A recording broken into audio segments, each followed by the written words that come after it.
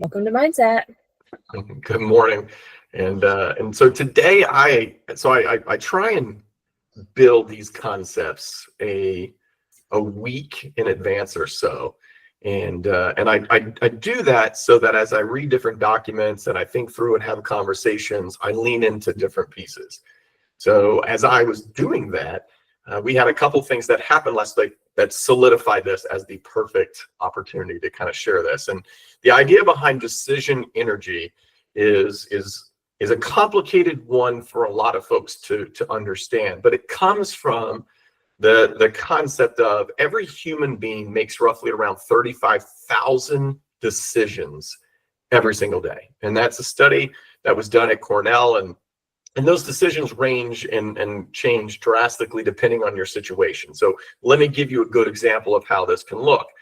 When you think through as a job seeker, the amount of noise that's on LinkedIn, right? There is constantly different, people giving advice or someone posting something that draws your attention in social media in general. And this is where this really fit in because, Misha, you and I had a good conversation about social media, right?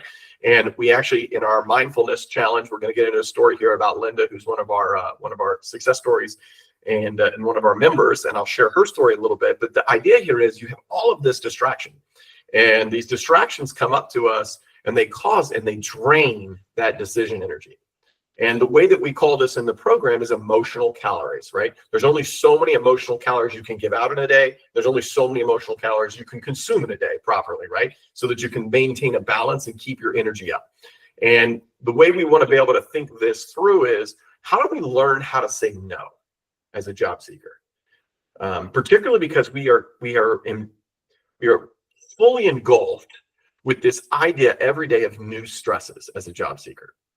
So a normal individual who's not going through that increased amount of stresses, so let's call that the normal day-to-day life, whether it's stresses with your decisions that are based on your kids, based on your role in your current work, maybe it's a significant other, spouse, family, friends. There's these decisions that do compile throughout the day.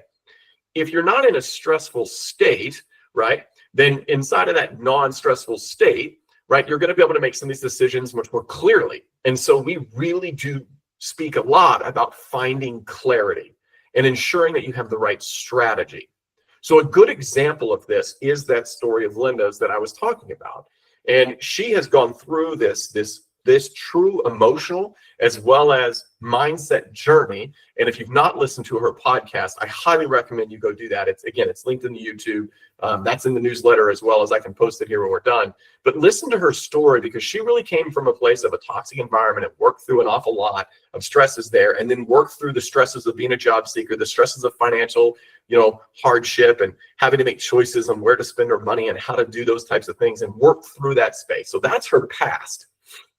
Where she came to now, and what made this such an overwhelming point that I wanted to make today, was as she's going through in her mindfulness and health journey, she did 75 hard, which, if you guys don't know what that is, that's 75 days of 2-a-day workouts, 10 pages of reading, a gallon of water every single day. And it's an intense, very difficult process. No alcohol whatsoever, right? No, none of that stuff. It's just strict dieting and focus, right? You have to pick out a very specific style diet and stick with it for all 75 days. Most people fail this. It is a very low success rate. But what she realized at day 53 going into 54 is she was mentally broken and exhausted, right? And so she had to start to figure out how to say no to some other things as she was transitioning into her new job, as she was making these moves with friends and family, like all these different, she learned how to say no.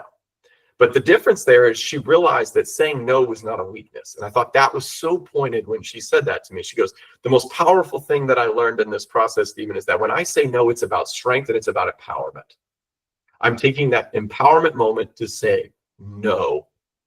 And when I asked her, I probed her, I said, well, how would you have done this different? What would you have done differently as a job seeker if you had learned this power earlier, right? And she goes, oh, well, I did do that, Stephen. She's like, I totally did that. She goes, I did what? She goes, I wasn't not paying attention. I was, of course, paying attention to your mindset. She said, what I started to say no is I stopped applying to every single job. I was only applying to the jobs that fit correctly to my story, my vision, my direction. She goes, it was one of the most powerful moments for me when Tena taught me how to no longer see this as a spray and pray, get my resume out there, absolutely everywhere, but be targeted. You still want to apply, you still want to do, but be targeted and have a focus, have a vision with clarity.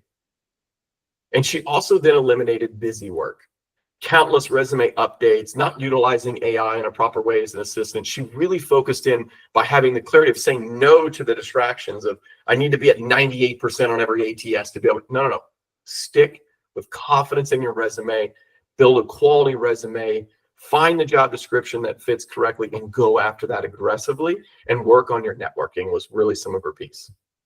So I want to say that and give you that story because I hope it empowers you to understand that you're going to go through different moments as a job seeker, right? When you, especially if you've been seeking for a while, and we call this the emotional dip, but this is really where I think the infiltration and the loss of feeling the ability to be empowered to say no comes from.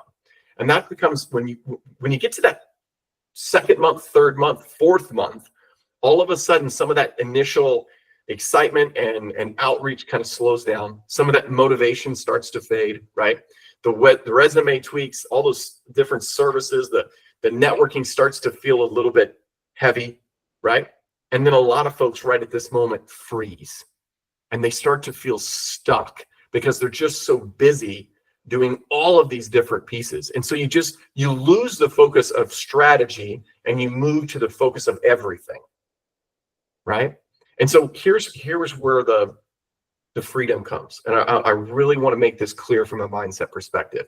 If you're on this call and you feel heavy, if you're on this call and you're feeling like you need to pivot, change, adjust, I'm not telling you not to look at your system. Please feel free to do that. But before you do anything, it's also the power of the pause. When you feel like you're constantly saying yes to everything, this is a good moment, even before you drop that hard note, just take a break, right? And we teach this as reflection, discovery, and execution. But the idea here, when you pause, take a step back, change your view, and evaluate then in that system what is working. We teach this very heavily in all of our coursework that we do throughout the week, where we want you to look at your victories, right? So as we come into this Monday and we're thinking through all the things we need to get done today to help lead us into a really busy October, hopefully for all of us, how we're thinking about retooling and rebuilding, right? Some of our systems and our processes. It's important when you evaluate that to look at the positive things first. Focus on your wins. Find the things that are working. Maybe networking was great for you last week. Maybe you had more recruiters show up on your profile. Those are victories, right? Those are wins. Those are the places where you go and you look at why those things might have transpired. What did you do to change things, right? What did you say yes to, right? That was a good quality thing. And what were some of then as I shift here, what were some of those distractions? What are some of those things that might have blurred your vision because you were doing so many other busyness things? What are some of those that you can look at your victories and lay on top of it, right? How can you fix some of this and readjust the way your mind is? Busy does not mean great. It's not about running faster into the wrong wall. It's about adjusting your direction so your energy flows where it counts and you avoid the wall altogether, right?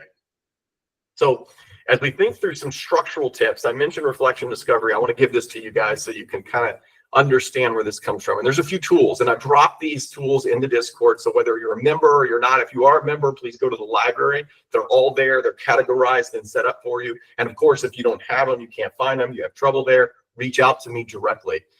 Because I'll be more than happy to give you these tools. But there's really just a few that I want to make sure that everybody hears on this call as we start to think through October, right? I know we're still in September, but I'm focusing now on shifting gears to October, right? Is first and foremost, learn how to reflect, discover, and execute. This is the number one tool you can do as a job seeker. This is hard. You're going to get beat up every day. It's going to be difficult. It's going to be tiring. It's going to be exhausting. I know that. We all know that. If you've ever sat in that chair as a job seeker, it's lonely. That's the reason why the community exists, right?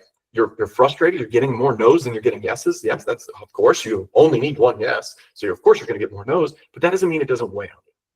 So the idea here of reflection is every evening, and this is my routine. Okay, this is what I've taught my CEO and C-suite friends that I coach. This is the same thing that I would recommend to you. Take your evenings, whether it's 15 to 30 minutes. Everybody can have a little different here. If you're a digital person, put it in your iPhone, put it in a computer, your iPad. If you're a physical person, grab a notebook, write it down. But the goal here of reflection is to spend some time in quiet and write down 3 wins. Just start with that. What were the 3 wins for the day? Once you've written down the 3 wins, I want you to go to discovery mode on why those 3 wins happen. Where did they come from? What did you do well? What were the adjustments? What do you see as your blueprint of success of why those things happen? And they could be super small wins, right? It doesn't matter, right? Then from there, from that discovery, you can say, how do I do this more often? What would be my win? What do I need to continue doing? That's the execution point. This is where you go to your calendar immediately and you schedule those things, whether that's networking, whether that's applying to certain jobs, maybe that's learning how to use one of the AI tools in a more efficient way to make it truly an assistant and don't let it influence you, right? Whatever that might be, you lean into those different studies and you study those items, okay? Now, that doesn't mean we walk away from the negative. Trust me, don't do this. Emotions are very key indicators. So whether you felt sad, mad, glad, frustrated, whatever those emotions might have been that day because something happened, maybe you got too many rejections, those are good indicators for us to do analyzation of that as well. But we only do that with a positive thing coming on top of it. I'm very clear on this, right? I don't care if you're the best athlete in the world, right? The best athletes in the world lose a lot before they become great. And so the same thing for you. You are working your muscles right now of understanding how loss works and how pain works and how suffering works, right? And part of that means if you recognize it, you lean into it, you can build strength around it, right? And that's what we're trying to do, mental toughness and strength today. So as you lean into this space of some of those negative things that maybe there was 5 or 6 rejections came through, let's analyze where those go through discovery, where does those jobs fit the same way that the other jobs do? Is this the same setup? Is this the right company for me? Do they adhere to my values, or did I just click on this? If I just clicked on this, did I really care? Do I need it? It might sting a little bit, but should I worry about that? No, don't go back to the energy. Say no to that. Say no to that in the future. Give yourself those emotional calories back. Give yourself grace and move on, right? So you want to readjust, right? Reflection, discovery, and then execute. And if that's the case, then schedule something differently for yourself. I'm going to apply to only these style jobs going forward, right? I'm going to book time with a mentor this week to readjust my mind. I'm going to reach out to somebody and get some assistance, right? Maybe I need to book a session with Tina and work on my LinkedIn, whatever that might be, right? You want to go take execution at that moment. That's the key to that 15 to 30 minutes every single night. Now, the other piece of this that I want you to understand is you should be working as a job seeker in a 9-to-5 routine. There's a document that I've written about this. And again, there's studies to show this over and again. I won't hit you guys with a bunch of stats. But if you, as a job seeker, if you set yourself up and say, my job for the next X amount of months is that from 9 to 3 every day, I'm going to focus as a job seeker. And what I mean by that, you still take a lunch. It's work, right? It's a routine. So and you schedule yourself out from 9 to 10, I'm going to do outreach. From 10 to this, I'm going to apply to jobs, right? Whatever it might be, I'm going to take a course. I'm going to study. I'm going to train. I'm going to read. Anything between that 9 to 3. Now, the reason why you cut off at 3 is I also want to tell you guys something that was the best gift that was ever given to me. And that was a gift to me that when I was laid off, one of my favorite and best mentors that I've ever had, I'd classify him as a true motivator of life. He called me and told me that I should be doing something outside of work, learn a new skill, right? And so for some of you have heard this story, but what I did is I had a room in my house that I had some weights and stuff in there. It's like kind of like a gym, but it was an unfinished space, right? So I learned how to run electrical. I learned how to put flooring in. I learned how to put up a wall, did some carpentry work, which wasn't as bad as I thought, right? I did some drywall. I had to do installation. So I learned all of these new skills during that 2-hour period. And then I gave all my time back to my kids. So for you who don't know me, I've got a 13 and a 7-year-old. They're incredible boys. I'm so blessed to have those guys. But then I got to be like unlocked with no distraction, with no confusion from 5 o'clock on with those boys. It transformed the way that I viewed my schedule, my life, and it opened the door. So what I would really express to you is this. This is not a simple, easy thing that you're doing, but it can also be an amazing opportunity for you to work on self-care, get your mindset correct, come out on top of this. You're going to get a job. I have no doubt that everyone on this call is going to get a job, period. You are going to get a job, right? Everyone on here is talented in some way. You have a superpower. You have a direction in your life. There's something that makes you special and innate. Everyone has it. I truly believe that, right? So you're going to land another job. The question is, during this period of time, how are you going to set yourself up so that you can not just be successful, but how in the world can you set yourself up so that you can be unstoppable in your next job? One of the things that Tena and I lean on really heavily here is that whether you're in the community and you're in the paid membership, we truly do believe that every single person should, when they get the right job, they're going to take that right job and they're going to become an impact player immediately. Within 90 days, be an impact player.